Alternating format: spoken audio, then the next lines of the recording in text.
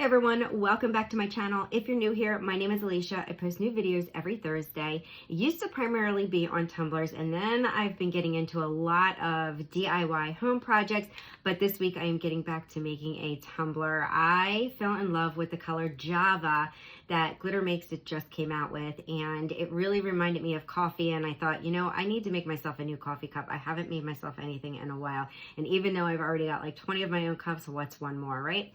So this week, I am going to show you working with chunky glitter as well as working with a white water slide that is no spray. And then maybe a few other things. I'm not sure yet. I'm still in the works. I'm still working on this cup. So if you like my video, make sure you give me a thumbs up, subscribe, share, comment. I love to hear your feedback. All those things help my channel to grow. Also, don't forget to check the description box down below because I list and link everything that I use in my video. All right. So with all that being said, let's get started.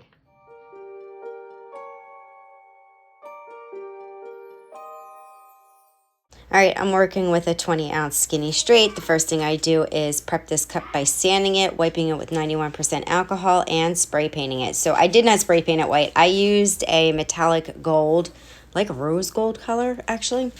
And so I'm going to apply this chunky glitter using epoxy. I'm doing the epoxy method because I'm working with chunky glitter, and I feel like it holds better than when I use Mod Podge or any other adhesive. So it's up to you what you want to use. I just chose to use a quick set epoxy for applying my glitter. And so you're just going to put a super thin coat around. You don't want it to be too much because then your glitter could slide off while it's drying. I mean, if you did put too much, just stick it on the turner and you'd be okay. But I'd rather just use less than more. And I'm just going to use that extra epoxy to make other things anyway. So because I can't pour just like a couple of mLs. I wind up pouring like 10 mLs and then I just use it for something else.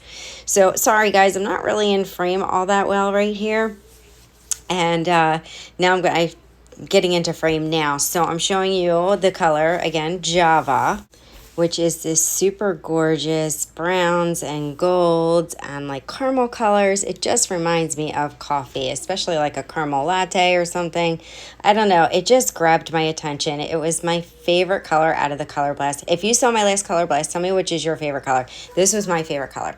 All right, so this is super chunky glitter mixed in with some fine glitters, and it's a real pain in the butt to work with. So what I do is you want to smooth this down. You want to smooth this chunky glitter down and make it as flat as possible so that you use less epoxy and you have to do less sanding. And so I use parchment paper. You can use parchment or even wax paper. Most people, parchment's the go-to. And I don't know what is my problem with this video. I am like completely out of frame again. But you get the idea. So I'm in here and I'm just pressing the glitter down, smoothing it. And then I'm going to wait 2 hours for this epoxy to dry before I move on to sealing it. All right, this cup's been sitting for 2 hours and it is ready for its first coat of Gloss Clear. And I'm using Gloss Clear and I do 2 coats. I let it dry for about 15 minutes and then I go in with another coat of it.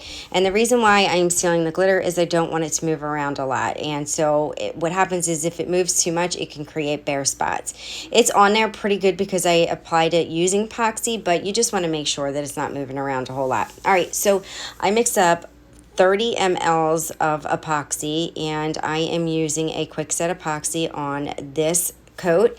This is the first coat of epoxy. I will let this dry for about 2 to 3 hours, and if it's too tacky I'll wait just a little bit longer, but I think it was good after 2.5 hours. And then I'm going to apply a second coat and I will apply 20 mLs of epoxy, and then I will let that cure for about 6 hours. I want to make sure there's no tackiness whatsoever before I move on to the next step.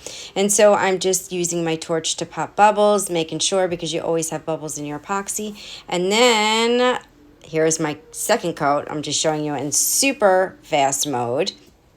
All right, so while my epoxy is curing, let's move on to how I designed my label for my coffee cup. And so I used this, so that's the design, and then I used this Dead Inside but Caffeinated. I got that design from Creative Fabrica. I am a member with them, and so you can sign up with them too, monthly membership, and then all the designs are free to use, and they have commercial use as well.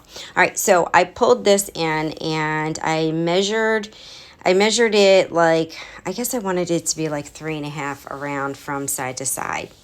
And then what I'm going to do is create a circle, and I'm going to pull in this, this is like an antique or aged paper background, which I also got off of Creative Fabrica. So I bring that in, I import it in, and then I size my circle to the size of the design. And so this design isn't exactly 100% circle, so it's a little longer, so you've got to unlock it and then just, shimmy it, like enlarge it so that it matches the size that you want.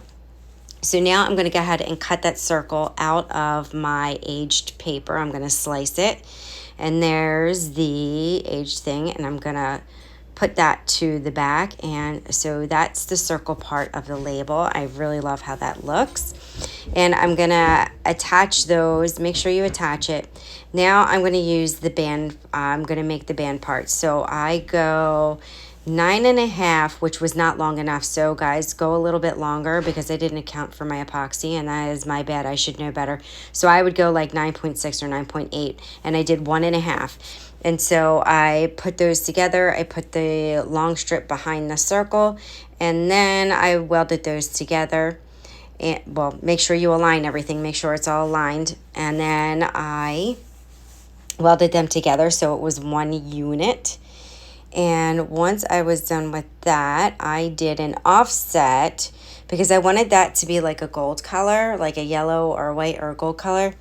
And so I put that behind, and then I did another offset. And so I can't see as I'm looking at my screen the size of the offsets, and I'm not going to really hyper focus on that because you're going to make them as thick or as thin as you want. It's a matter of preference. Just make sure you group everything together, make sure you attach everything so that it prints out as one unit. So I screwed this up when I printed it. So for some reason I didn't attach the black background to the rest of it, which actually worked out okay. I was really okay with that because then I just cut that out of black vinyl and placed my Waterslide on top. So it worked out for the best because I used a black glitter vinyl.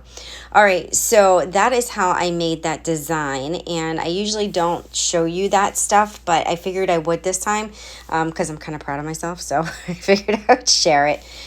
You can do something similar or you can do your own thing. All right, so now this cup has been curing for about 6 hours, and I go in and I clean the top off, and I'm doing around the rim. I'm doing a really fast sand on it because the 2 coats did pretty good. It wasn't too lumpy, so it worked out really well. All right, so this is where I cut out the black shimmer vinyl, black glitter vinyl. I got it from Annie Up Graphic Supply. I will link their website down below. All right, so now I'm going to place my transfer tape on top of it, and I'm going to use a little like tool. Well, I'm going to cut the edges because I don't like them when they're super long, and I'm going to press it down with this little whatever scraper thingy to make sure that it sticks. Pull it back, so I'm going to pull this end back and just cut it and place it back on, and only leave a little bit on it so that it's like sticky. And when I place it down, it stays in place when I start to peel it back.